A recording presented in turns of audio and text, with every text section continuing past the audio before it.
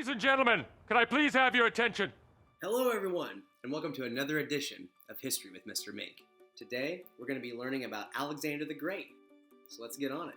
Now, throughout history, there have been many memorable mustaches. Alexander the Great does not have one of them, or any mustache at all. Some that do stand out in my memory include my personal favorite, Sam Elliott. Oh, look at me. I'm rambling again. What a dreamboat. Hulk Hogan. Here, San Francisco is power. He is Hulk Hogan. Pretty weird. Adolf Hitler. Gib du jetzt deine Stimme ab, wenn ja! Pretty safe to say he was a few hairs short of a full mustache, if you know what I'm saying. I mean, this guy ruined a whole facial hairstyle for everybody. Not even Michael Jordan could bring it back. And last but not least, Ron Burgundy. This burrito is delicious, but it is filling. Man, I love that movie. Now, it is my hope and personal dream that my quarantine mustache makes it into the annals of mustache history. And, as you can tell, it is coming in poorly. What am I supposed to be talking about? Alexander the Great. Let's go for real this time. Alexander the Great was born in 356 BC and was the son of Philip II of Macedonia, which is north of Greece. Different Greece. Philip basically took Macedonia from a so-so, not too powerful kingdom to a pretty incredible superpower of a kingdom for the ancient world. By the end of his reign, Macedonia ruled most of Greece. He was kind of like what LeBron was to the Cavs. Well, the second time he played for him. Philip was murdered by one of his bodyguards. The whole story is pretty graphic and a little too intense for this wholesome history lesson. This left Alexander in charge of Macedonia and Greece in 336 BC at the age of 20. Can you imagine leading an empire at 20? At 20 years old, I was in college skipping class and playing ping pong in the rec.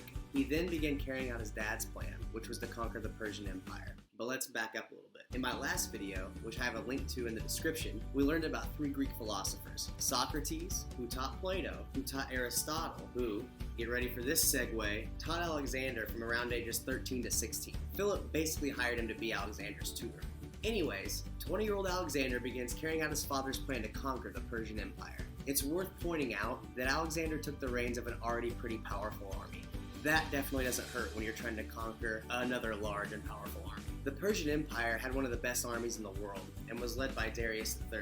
The Persian Empire was huge and spread out across the Middle East, from around Egypt all the way east into places like Afghanistan and Pakistan. So with this, Alexander set out to fulfill his mission. The first major battle took place in modern-day Turkey in 334 BC and saw Alexander's army crush the Persians and free Greek city-states that Persians had controlled. About a year and a half later, Alexander led his army to Issus, which is in modern-day Syria, and defeated the Persians again. This forced King Darius to flee, but Alexander did not follow. Instead, he directed his army south, where they actually conquered Egypt in 331 BC. Alexander built a new city there and called it Alexandria. Super creative. The city became a vital source of trade and business back then, and according to Google, it has a population today of 5.2 million. To put that into perspective, the second largest city in the United States is Los Angeles, which has a population just under 4 million. Later in 331, Alexander defeated the Persians again in Mesopotamia, which is in modern-day Syria and Iraq. After this, Alexander's army conquered the rest of the Persian Empire. They kind of fell apart after that. But he wasn't done. In 327, he started to invade India. After several battles, his soldiers pretty much had enough. They were tired of fighting all the time, and they just wanted to go home. So Alexander, he listened to them. He led his army home. In 323 BC, at the age of 32, Alexander passed away.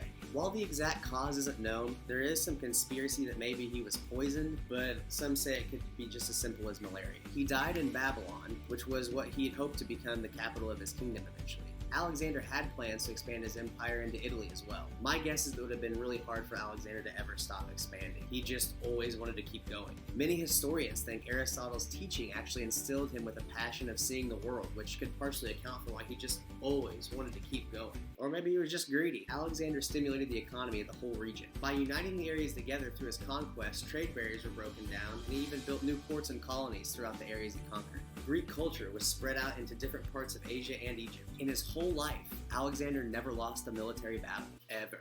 Throughout his conquests, he named over 70 cities after himself, and one after his horse. His role model was Achilles, and he took on that spirit. He was said to fear nothing, and rode into battles ahead of his soldiers. This dude was legit. This caused his men to have great respect for him. As one story from our McGraw-Hill textbook goes, regarding Alexander's army's trip home after all their conquests. On the return march, The troops crossed the desert in what is now southern Iran. Heat and thirst killed thousands of soldiers. At one point, a group of soldiers found a little water and scooped it up in a helmet. They offered the water to Alexander, and according to a Greek historian, Alexander, with a word of thanks for the gift, took the helmet and in full view of his troops, poured the water on the ground.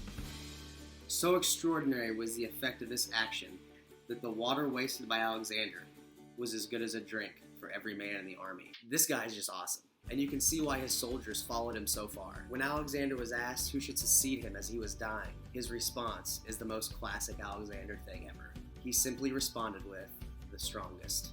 After Alexander's death, his empire was divided into 4 kingdoms, which I'm sure he would have actually thought was a pretty big bummer. His plan was just have one major united kingdom. Much like the Beatles, Alexander accomplished a lot of stuff in a short amount of time. I feel like he's someone that maybe isn't known or revered as much as some other leaders throughout history, but Alexander was the real deal. Thanks for watching this video. I hope you enjoyed it. Please feel free to like and subscribe if you want to see more of this. If you don't. Also, feel free to comment what you like, didn't like, maybe some facts about Alexander the Great you'd like to add, or maybe even some of your own favorite mustaches throughout history. And now to end this video, I'm going to let the sweet, silky voice of Sam Elliott take us home. Thanks, and I'll see you next time. Well, I hope you folks enjoyed yourselves. Catch you later on down the trail.